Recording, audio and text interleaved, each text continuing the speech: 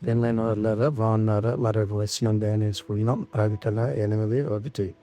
ఆయన 7వ ముద్రను విప్పినప్పుడు పరలోకమందు ఇంచుమించు అరగంట సేపు నిశ్శబ్దముగా ఉండెను. పరలోకంలో నిశ్శబ్దం అంటే పరలోకంలో అకస్మాత్తుగా ఏర్పడిన నిశ్శబ్దం ఒక ఉత్కంఠభరితమైన మరియు గంభీరమైన భావనను సృష్టిస్తుంది.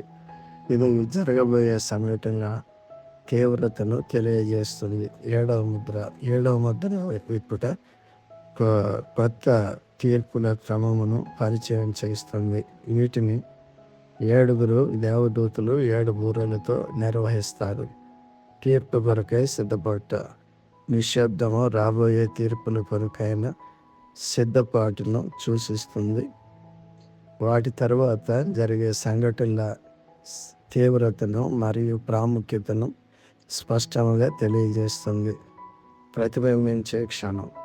నిశ్శబ్దము ఈ లోకం మీదకి రాబోయే తీర్పులు ప్రతిబింబించే సిద్ధపాటును సూచిస్తుంది. ఒక మార్పు.